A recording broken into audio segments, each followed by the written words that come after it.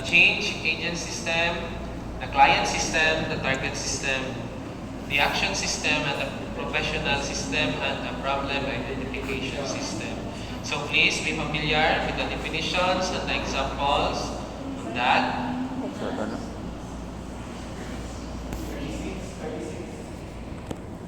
Wala. Pamilyar na ninyo yung maumano lang term, pamilyar sa inyo matpan. No. Okay, so of course in the role theory, we have the different na mga concepts with the status, the nerves, the role sets or role clusters, role complementary or reciprocity, role conflict, role incongruity. Now, any questions with particular concepts, or is it already on your level understandable? So, roles, ibig sabihin, itong ginakod, no? Roles for the perform. So, regarding the position, it's the status, it's our rank based on the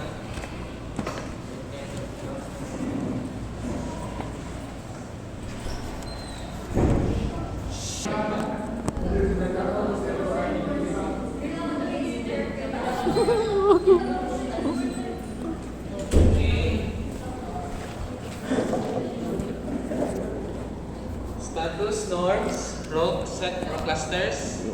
Natin question ni Ini, or it's already accessible in your level. So please familiarize.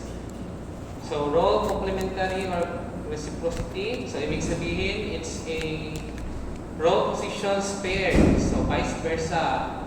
Mother, daughter, teacher, student. So na-share ka in context with the expected roles.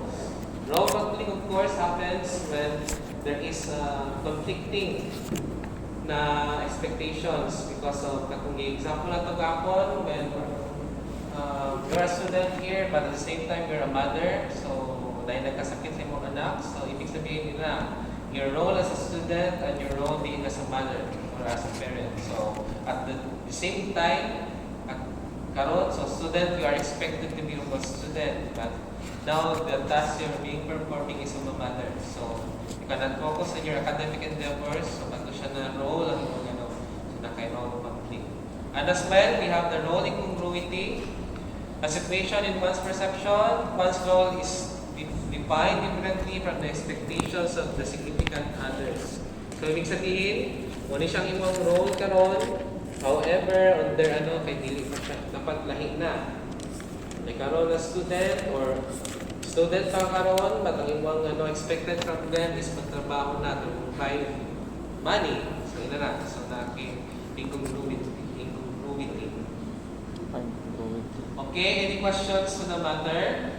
If none, we will move to the next, which is our discussion is the Psikologiyang Filipino of Sir Virgilio Enriquez.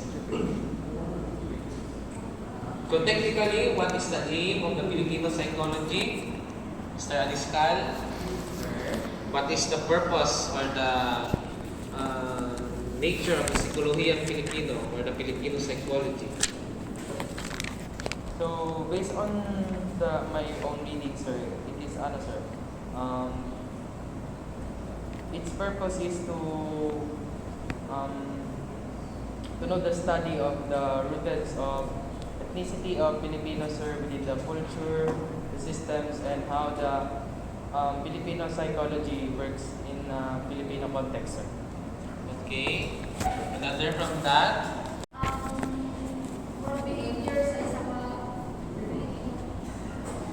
Behavior alone. Okay. Yes, Mr. Galicia.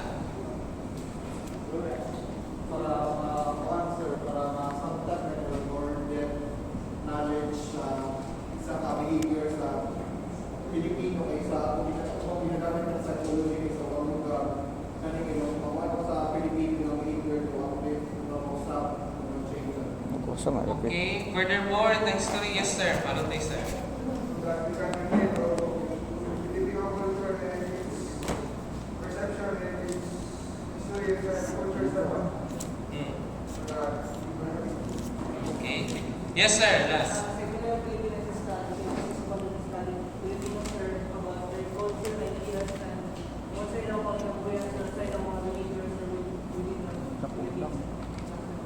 Okay, sige. Further mga question, what sets apart? Anong nagka-Filipino psychology man? What happened? Yes po, ma'am. Okay, sige na. Based on my reading, sir, is Filipino psychology is the study of understanding where the study of culture, especially the indigenous people, sir. Okay. Additional. Yes po, sir. Okay. Filipino sa different cultures sa Pilipinas, sa datang kayo mga culture. That's why, sir, na nahiwang siguro yung Filipino sa kayo. Na isa lang ang culture sa Pilipinas, sir. Datang kayo mga indigenous people na alam ko yung sa atong lugar, sa atong bansa. Okay. So, thank you for all of those answers. So, number one, it has been observed even for us that the school of thoughts or katong sa mga psychology are Western counterparts. So there is no, at of the moment, school of thought from the Filipino concept that would explain or entail kanang the veracity no sa katong Filipino norms, culture whatsoever as a result of ano. So makita na to, we have a melting pot of cultures from the pre-Spanish down to the Japanese occupation. So imagine for how many years of evolution of kanang mga personalities. So the Filipino psychology aims to explain and showcase also katong sa tuwang mga innate na dili from the Western counterpart. So all of those na psychoanalysis, behaviorism, stages of development, whatsoever, all of those are Western counterpart, wala yung Filipino. So to address this concern, Dr. Virgilio Enriquez had formulated with this na So as a result of those na mga different mentioned sa in the context of what is innate to the Filipino in terms of behavior, the culture, based on historical and socio-cultural realities. So technically, we have the aim of this Filipino psychology is to foster national identity and consciousness, social involvement, and psychology of language and culture. So, yun siya. So hopefully, nakasabay mo na sa reading sa inyo. And of course, we have the primary, the core concept of the Filipino psychology, which is the kapwa. So, ibig sabihin, the kapwa, kanang one of us, na katong However, kaning kapwa na concept has two, na ibang tao at hindi ibang tao. So, outsider, so wala siya, na katong mga values, pakikitungo, pakikisalamuha, pakikilahok, pakikibagay, pakikisama. So please read the definitions. Hindi ko na kailangan isabi pa sa inyo. Pakikipaglagay ang loob sa hindi ibang tao, wanupas, pakikisangkot, school of thought. So there are many So in the meta languages, familiarize the words, the psychoanalysis, hysteria, catharsis, mental life, the levels of mental life, the conscious, the pre-conscious, and the unconscious, as well as with the three nakatong core personality, the id, the ego, and the superego.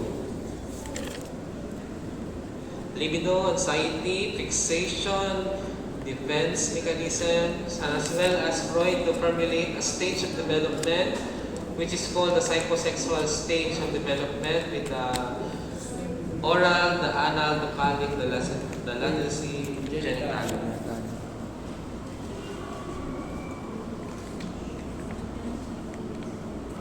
Okay, so let's go with the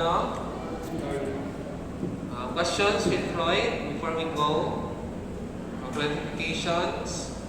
So the pressure, the id is the pleasure principle, the ego is the reality principle, the superego is the moral principle.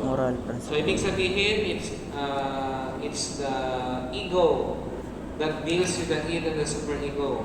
So with the demands from the id and the demands from the superego, it is the demands of the superego, it is the ego who will balance the situation. So it's either to take heed with the demands of the pleasure Pero take heed katong sa in terms of moral na level. So ina na. We vary from those things from one person to another. It depends to us what is acceptable or not. Sorry.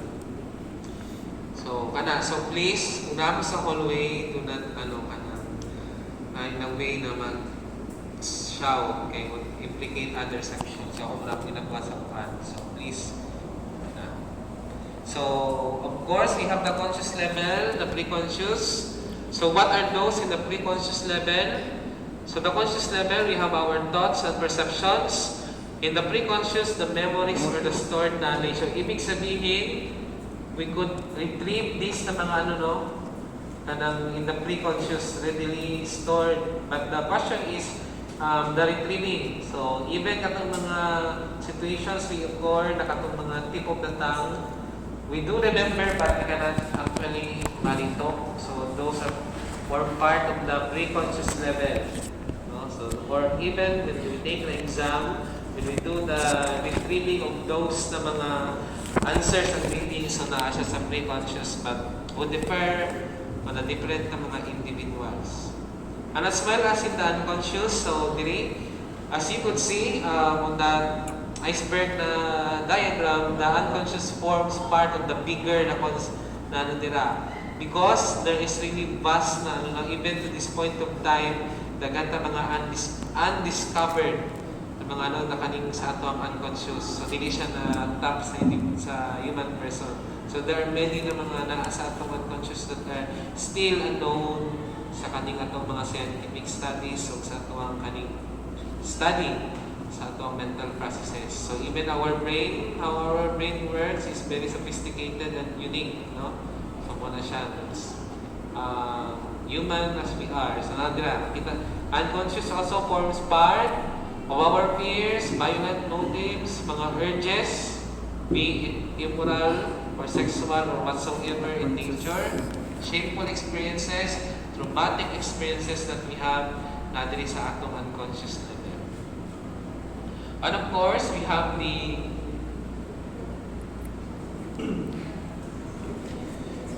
the defense mechanisms. So the defense mechanisms are in the workings of the unconscious except with the suppression. So technically, what they do, they distort reality and in two ways. It's either in the good or bad. It will help you to cope up or not, or able to, but technically it distorts reality. No? And at the same time, it helps you to ward off anxiety na brought about. Of course, we have different types of defense mechanisms. So in the exam as well, it will be form part. So please familiarize. We'll just have to refresh the repression, the action formation, the displacement, the fixation, the regression, projection, introjection, sublimation, and other minor na compensation, denial, identification, intellectual, rationalization, and belief. Any questions with the defense mechanisms? Or concerns? If none, I will move. Please start it. Another. Tagal ka pa sa mga friends. Wala pa rin sa ito ang kalintingan sa pagpasa sa exam. Of course, we have the psychosexual stages of development kay Freud. So, the psychoanalysis is the school of thought or the psychoanalytic, no? Isa po na, yung theory, the psychoanalytic theory of Simon Freud. Ang psychosexual, walang concept of stages, no? For example, kung yan na ito kay Erikson, psychosocial stage of development. So, kay Freud, psychosexual. So, the stages of development that was formulated by Simon Freud.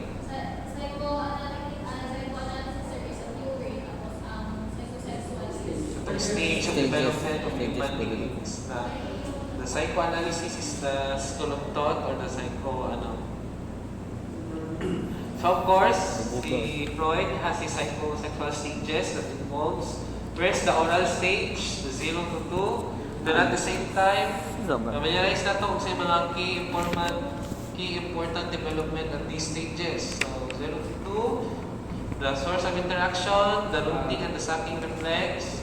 And at the same time, napo siya in too much. No? Kung sa'y primary conflict, then if fixation occurred, or kung siya, so what will happen? So too much or kanang ma-deprive. No? So makita na sa last, problems with drinking, eating, smoking, or nail biting, or tongue sucking as well. So isa na siya. So ma-over food ka fixated, usa po siya. So kung binge eating, too much of eating, ma-deprive food ka. On the other hand, so too much eating, too much overly katong sa eating, sa drinking, then sa less full or deprived, so na siya katungkuban pa na like the smoking, na para siya nail biting or the tongue sucking. Fixation.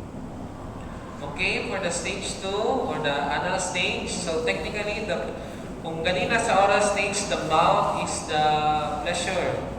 Technically, because nagpatuloy sa bata. So, all of the reflexes as well, the sucking reflexes. So, the child will have the pleasure, the erogenous zone will the mouth. And technically, the breastfeeding from the mother to the child. So, when we move on sa anal stage, so, the primary pleasure area theory was on the libido, is the controlling of the bladder and the anal. The bladder and the bowel movement, ibig sabihin sa atong pag-ihi o sa paglibang. So, diha ang atong erogenous zone.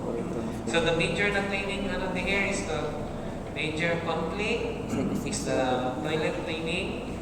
Stages. Too much, the result of toxicity, very clean, but fixated would also will be leading to messiness, pagkadama, or katong cleanliness concern. So, very extreme would kaayo. So, that's why parents would tend mga limpyado kaayo kay they were the ones na mas madaling nasakit based on studies or not been exposed sa katong mga like ang uba na maligo sa ulan, makatapak sa lupa, or so on and so forth. Mas prone, mas immune sila kanilang mga unlike atong mga individuals na sanay sa meningitis, na expose sa inanto, kaya they had a tendency katong magkasakit. Of course, we have the phallic stage. 4 to 6 years old. So from the anal of the bladder, ang pleasure or the gratification moves from there to the genital region. So ibig sabihin sa ihi, no? Or kanang sila mga organs, especially boys, children, mag-ihi, like kanang gunita nila nilang sexual organ, na ma-delight sila, or kanang sense na mag-ihi na makili, at the same time, gunita nila ilang, so ready siya na sa stage. Apalik stage. No, ito na. Kanang, basta, gunit-gunitan, whatever, they felt kanang comfort and kanang pleasure to that.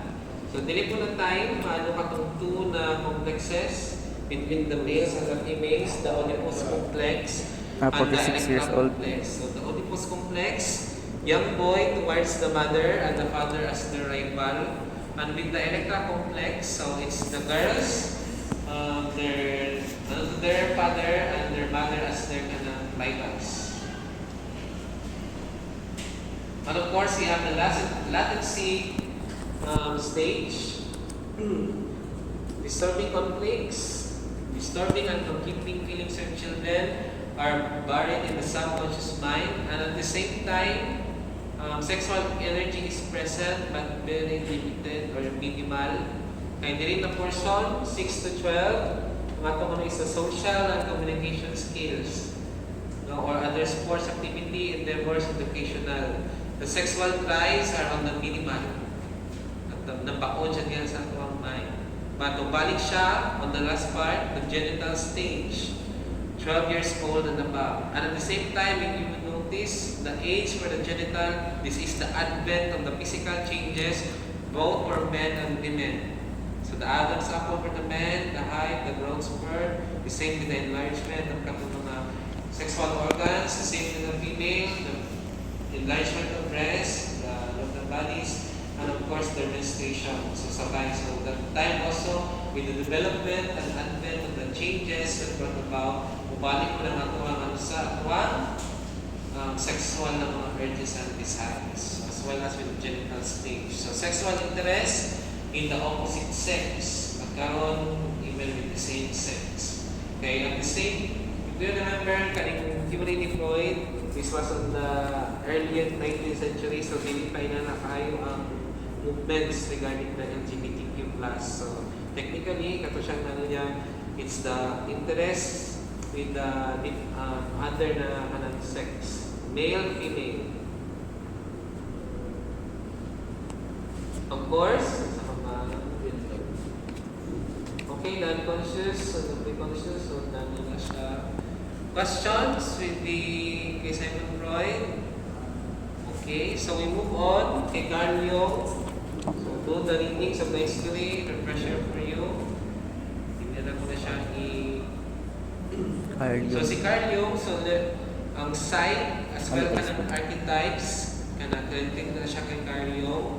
So nasa ka itong mga ano gyapon levels of psych niya. So the conscious and the personal unconscious. And of course, the last is the collective unconscious. So wala siyang levels of psych as per Carl Jung. With of course the different archetypes. So since we have the personalities, kay Carl Jung as well is kaya siya na is collective na unconscious, no?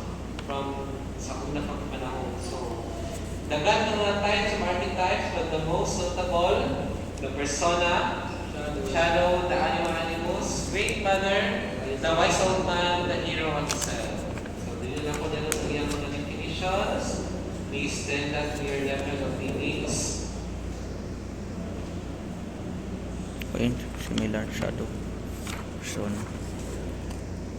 Okay, so next na pamanood niya is katong iyang concepts of ano, the introversion of the extroversion. So there are two basic attitudes according to Carl Jung with four different functions: the thinking, the feeling, the sensing, and the intuiting.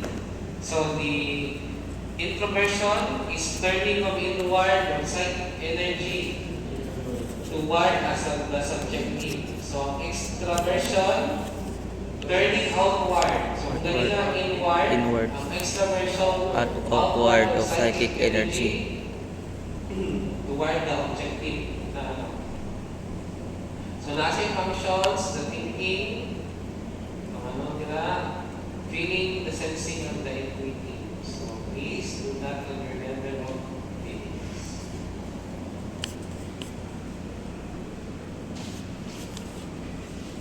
Okay, so also si Carl Jung, na siya stages of development, 4 general periods: the childhood, the youth, the middle life, and old age. Self-realization as well for Carl Jung, for the psychological rebirth.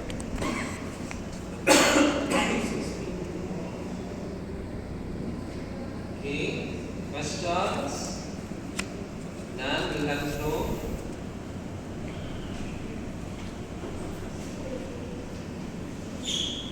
That's why it's not advisable to have a last minute study, like hindi mo siya masahap for the entire na then on that day alone, mag-cramming ang brain. Hindi na niya ma-accommodate na information. So dapat on the last na portions, refresher na lang sa imuha. Balikan mo siya, hindi na diya pa ka manukan. Okay, if that's the habit that you will have, technically, pwede ka mag-mental block, or at the same time, your brain cannot accommodate all those informations. So, reading, this is a So there is no excuse for all of us, or even for us teachers, to do the readings. So, hopefully, ma-retain sa inyong Reading. Adler. Okay, so next, we have its sociocultural theory perspective. So we have here Alfred Adler Okay. and Karen Horney. So first, meta languages definitions. So let's go first with Alfred Adler. So kay Alfred Adler, isa itong Astonishing concept or theory. So Adler believed that persons or individuals are born weak with inferior bodies. So that's why naatay feeling of inferiority. And that's why we tend to address that concern in striving for success of superiority. So usually, physical na mga penalties o kanang ano. So, kani siya, striving for success of superiority, the first tenet we have Adler sa iyang theory. So, atong we try to do success, no, maningkamot ta, it's either Striving for to success superiority. mag-patch up Adler ang ito. mga physical deficiencies. No? Or like natay something na inferior sa atong kalawasan na nasa lain kabupalan. Striving for success. And of course, you have the final goal. So, kay Adler, so para siya atong driving force is the striving for superiority. However, regardless of how we go deal about it, regardless of our motivation, tananta is guided by our final goal. So, the final goal is either a personal superiority or goal of success for humankind. So, tanan. So, it's either personal or as a group, human success for humankind. Also, atong isig. Of course, we have the striving force as compensation for our weaknesses, striving for personal superiority, striving for success, and as well subjecting the perceptions, the fictionalism, the physical inferiorities, the penalties that we have, unity, and self-consistency in personality. Once you have the organ dialect, of course, ako yan si the conscious and the unconscious. The fourth tenet, the social interest. Of course, kanina, the style of life that we have. Creative power. Of course, the last na yung is kanina sa individual psychology, the family constellation or the birth order. So the firstborn children, the second-born children, the youngest child, and the only children. So yun na, usap itong ilang mga manifestations and characteristics of these different mga birth order. Okay, we're done with that. So let's go with questions. Let's go with Karen Horney. So, Karen Horney, katong iyang neurotic needs divided into 10 needs divided into 3 categories. The moving away, the moving against, the moving towards. Moving towards. So, atong anong so nahin katong graphic nila. So, the same, no? If si Freud, si Erik Erikson, Jean Piaget, even Horney, so the most important stage in the formation of personality is the childhood.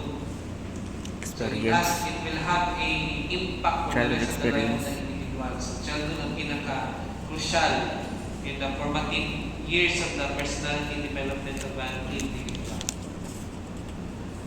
And of course, kay Horney, childhood experiences are very crucial. Will affect the developmental stage of a person.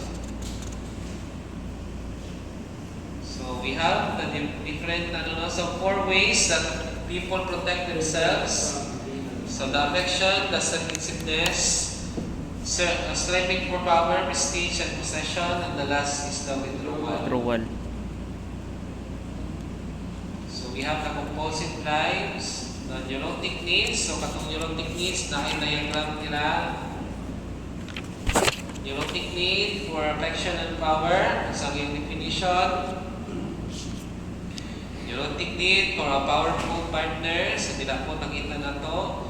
Lacking self-confidence, neurotic try to attach themselves for a partner, powerful partner. Same the last. Tedi siya kapo until the very last.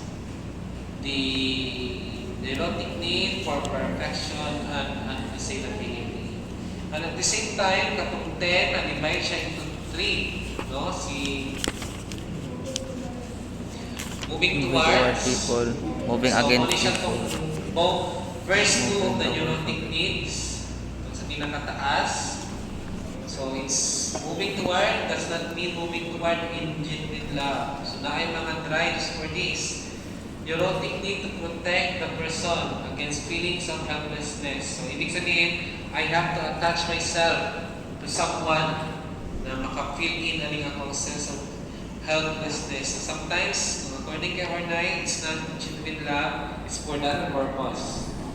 To attach yourself to that particular individual because to compensate katong feeling of helplessness. Okay, when you attach yourself to those individuals or person that has the sense of power, no? So maano na rin sa iyo so that's why value siya. And of course, we have the next, moving against people. So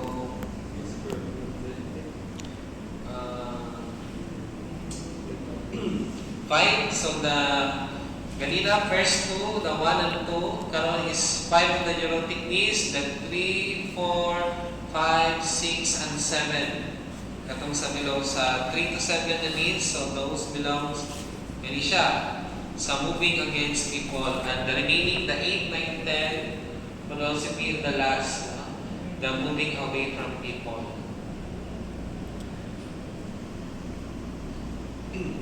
Okay, so also have si Hornay kanang feminine psychology. So actually, naali siya yung na yes, in your higher learning na lang sa second year. Kanang yung penis envy. Muna siya no sa ni Hornay, feminine psychology. Na iyang but it's not that the women are envious because na organ na penis ng lalaki kung dili those na mga privileges entitled for the men as being men. So muna siyang iyang dili because na sila yung penis mo nang iyang but the privileges attached no patong sa lalaki mo na siyang ikan ni Karen Hornay. Freudian, no? Okay, post-Freudian, so we have here the psychosocial development theory Psychosocial. kay Erik Erikson. So yesterday, Erik Erikson's principle works on the epigenetic principle. Then naatay katong stages of psychosocial development. The infancy. So, dila makita no, childhood, uli lang siya ng isa-isahon.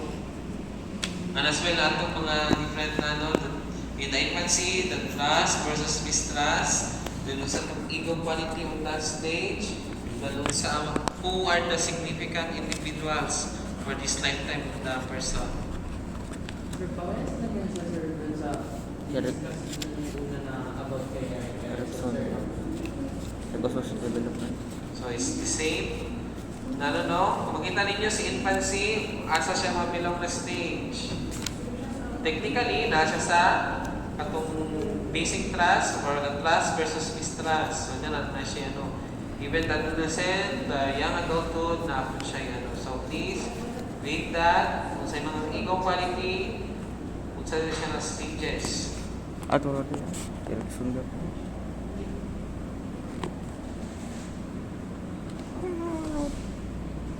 Of course, the last niya is the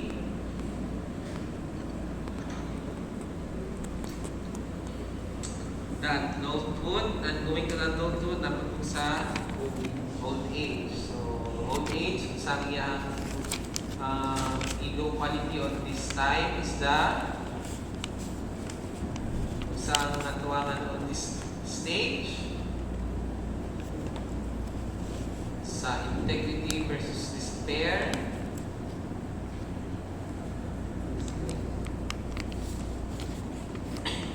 It is the wisdom. So please, sa una na siya. Next question kay Eric Erickson sa iyang psychosocial stages of development. So familiar na diyan, no? Kung napatong graph nila, kung sa mga qualities, so on and so forth, kung ano significant na mga persons or individuals.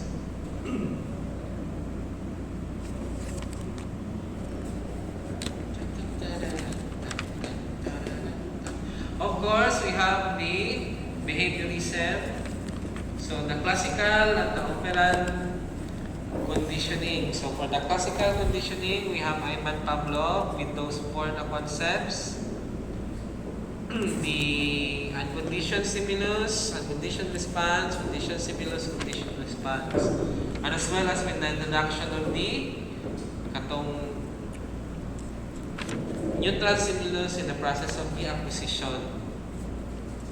So, classical conditioning, learning by association, Ivan Pavlov, with the diagram there, with the dog and the bell. So, refresh yourselves to that. So, as well, the work of Pavlov is also kanang triggered by the ni Watson. No? So, later ninyo na si Watson. Dagan, medyo kayong mga theories. Dili lang din sila. Malumluma na yung sunod. Okay, so para kay Pablo, we have ni katong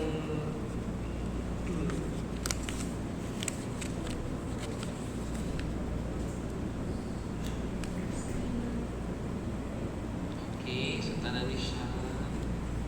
Next question kay Pablo. So technically, ang experiments mo ni Pablo nganong iro. Okay, he works in a laboratory in Germany working with dogs. So, at the same time, Pavlov is a physiologist, so he maximized his knowledge to that area. And at the same time, naay mga dogs, so muna nang yung venture as a source of experiment sa iyang classical conditioning. Same with Skinner, the Skinner box. So it's either the rats or the pigeons ang iyang gina-work on these experiments. So please look sa itong iyang project pigeon, so muna siya, the Skinner box. Respondent behavior. So itong reflexive behavior, respondent behavior. Itong the reflexive behavior such as knee-jerk. So automatic na masipay yung feel. Like itong magdili yung tuhod. So kung dili ko siya musipa, kung dili siya musipa, something is wrong with your knee.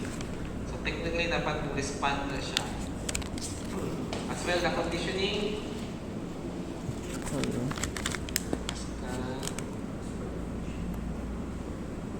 The classical conditioning, same on the classic ni Pablo. Albert experiment. Dito sa iyang operant conditioning. Yung iyang operant conditioning, kung sa ganitong iyang purpose, works on the rewards and punishment. Rewards so and it's punishment. either it's a positive reinforcement or negative reinforcement or some midterm reinforcers. So it increases the behavior whether it's positive or negative. So with the punishment, it decreases the behavior whether positive or negative na manner. Of course, we have the shaping. So shaping, if we remember last time, so when a child na-aim na to pasukuton ng salina, technically we don't do that at all. No? First, familiarize with the introduction little by little natin na ma-achieve niya itong goal. So muna tira, works also gyapon hatagan touch lang sa salina, una, sukuton din nila side, familiarize, eventually nakuha na niya itong atong expected na desired na behavior sa iya. So, patuuna, shaping. So, dili siya kawal tayo na inana. It would take a process for the individual also to learn. No? So familiarize the shirt, suot, or even for the dogs, they would also do the process of shaping, no? Kung mano-mano ang desired the result of behavior. So, diri, kaya niya yung pinahatag, every time na Reward. wato niya ang task. Of course, we have the reinforcement. So, it has two effects. It strengthens the behavior and at the same time it rewards the person. So, however, reinforcement and rewards are not synonymous. Not every behavior that is reinforced is rewarding or pleasing to the person. So, for example, nila. However, let's check the positive, negative. Next question with the positive and negative reinforcement. Okay, so dito sa schedule ng reinforcements. So, dapat familiarize sa duwa-duwa lang dyan with the interval and the ratio. So, ang ilalang yung the fix and the variable. Fixed interval, variable interval, fixed ratio, variable ratio. So, the fixed interval, so it deals with the number of occurrence, especially in terms of time. Number of euros. So fixed or variable. So, again, please read the questions. The questions are tricky. I mean, in a way. So, dapat... Sir, Yes po, sir. hindi ka kaya sa interval sa variable interval, sir? Fixed and variable, sir. Same with the questions na to. I mean, say na itong fixed ang interval. So, dili siya mag-change. 5 minutes, 5 minutes, 5 minutes, 1 hour, 1 day, 1 year, 10 years, so on. So, yun na. Ang variable would change. 1 minute karon, next 35 minutes, on the third 6 minutes na po. Na siya. Ano, sir? Si ratio? Same, sir. Like, in every action, I proportionate the reward. For example, every action today, is proportionate. every 5 correct answers, mahatag ko ganang candy. So, next na po ng 5 correct answers, hatagyan ko. Unlike sa variable, itong ipang like, dili na tumano, like itong pangingisda, you do the actions regularly, however, the results or itong makuha niyo, kay dili siya pare-pareho. 5, 3, or pwede, in every 5 corrects nimo, maghatag lang itong random na prices. So, that's variable ratio. Hindi man siya fixed. Questions? Variable interval, 30 minutes, 1 minute ang time. Or every na dili siya fixed. Like kung ngayon na to, karon ba ito 1 hour, or mag-answer ka 1 hour, next na po mo 30 minutes, so yun na lang. Kaya po, random po na mga kung pag-ano sa inyo. The awards, or the same with the experiments, the rewards may came in that una, 1 second. So, next, i-change na po into 30 seconds. So, despite na pinduto na sa every second, hindi siya magbubuwas until sa ika-30th. So, 30th. Then next, change na po na 50 minutes. Change na po na 2 seconds. So, yun na lang. Pari siya. So, ano ang tumanong fix o ang variable? Naka-plot na daan. Manner of 5, 5, 5. So, last time, if you remember the question, in every 30 minutes, maghatag ko reward or $5. So, kung kato siya, it's fixed interval. However, the last portion, maghatag ko provided na nagtrabaho ka. So, na-change ang conditions of the Variable ratio. Variable interval. Hindi yun siya fixed. Kaya na-change. Ato ba ng sa inyo, wala kang iwan ng tagata. Wato ko niya 30 minutes, sa kang iwan tagata. 30 minutes sa month, so that's why please read the questions twice or thrice. Ayaw one-liner, shade direction mo. So, please, muna kong ginaan ko karon the level of analysis of the students or as well as the memorization. Kaya uban, few words lang, mauna na siya ang keyword. Pag true or false, ito mo naman yung statement, wala na. So, dapat, ano dyan?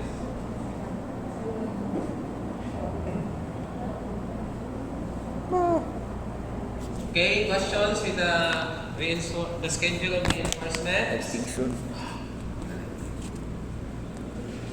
Okay, next we have the extinction. So extension, sorry. Yeah, no, Extinction. So, extension. So it's yes, true to all that behaviors or responses can be lost. No? So na for reasons na first, they can just be forgotten by the individual during the course of time. No? Or wala na nahabit. Number two, they can be lost due to the interference of preceding or subsequent learning na ay pagpo. Na dili na coherent to that. Third, they can disappear due to punishment. And fourth, cause of learning defined as previously acquired response to become progressively weakened upon non-reinforcement. The best example of this is hindi lang sa humans or as well for the animals. The ability to fly, like same sa Galapagos, they have the ability to fly at over the course of time, wala may mga kaaway, wala may mga predators, a lot of food. So wala siya due in the nature na duration, course of time. Naangyang pakpak pero na lost the ability to fly. So ina na. That will also change in the later time. No? So it's many na mga instances or even from this lineage of birds, hindi sila makabalong mulupad. However, ang ilang mga next of lineage, kaya ma-restore nilang ability to fly. Na yung mga reasons, for example, nahulog na ilang mga pagkaon ito, mapupos sila mag-adjust sa ilang environment. So, ina na. The same with the dinosaurs. No? Extinct sila because nangahulog sila because of nakukuha circumstance. Okay? Any more questions? So, let's have this. Let's end by this. Continue reading with Bandura. The same time 1 to 1, I will send you the virtual 1 hour just to patch up the Google Meet. Will inform you of the schedules. Okay, questions or clarifications? Again, Dean's test, May 20, 10 to 12, all are required to take the Dean's test. Kung hindi mo makatake sa Dean's test, 0 po ang inyong 50%. Dire, sir. Yes po, sir. Combine na ng levels. First year, second year, third year, in an alphabetical manner. 10 to 12, 50% of your final score. Dira po. Sir, pwede din mo take, pwede kaayo, pero show mo yung score. Ano lang ang kaya, Pag-very sa So, please, to attend. At umasa assembly afternoon, at to mag-attend. As I promise na 5 points on the final exam. Ang assembly will be on Bolton, 1:30. Bolton Gymnasium. May 20 po, sir, after the Dean's test. 1:30 or 1:30, I guess. Okay? So please, 1 to 4 or 1 to 5? That's part of your sa constitutional bylaws to attend the assemblies that you have as students.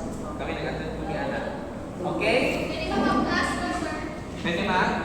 Class pag 5, class of finals. Yes, I will plus 5 sa mag-attend. Class leader will take charge of the attendance. Provided natin mahuman. So kung may ikaw lang kanisip mo, kung may perma, alam na din, ihagin ko estudyante. Ay. Mananatan mo lang panahon. Sir, ano lang, sir? Alas 3 na rin. Nakalauna.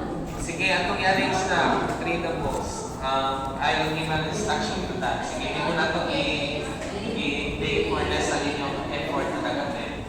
Okay? Sige, so before we end, please send to your readings class. The grades will be also very. Sir, ang 1 to 1 po hanggang 1 to 4 ang sa D. Yes po, the next test again. 1 to 1, 1 to 2, 1 to 3, 1 to 4. Kung second year na mo, second year mo mag-take, pero wala ka nyo na-take na second year subjects, so first year mo. Third year mo, nabili ka nyo na-take na sa second year mo. So no one is excused from the instance. Please take it don't take it lightly. Answer it with your best shot. Okay, we have observed from the last year, the test na yung mga students, they do good sa ilang mga exams, but the needs test, kung nakabawi sa ilahan, they have a training grade. Okay, so please do your best on your needs test. Before we end, let's end with a prayer, Mr. Fernandez.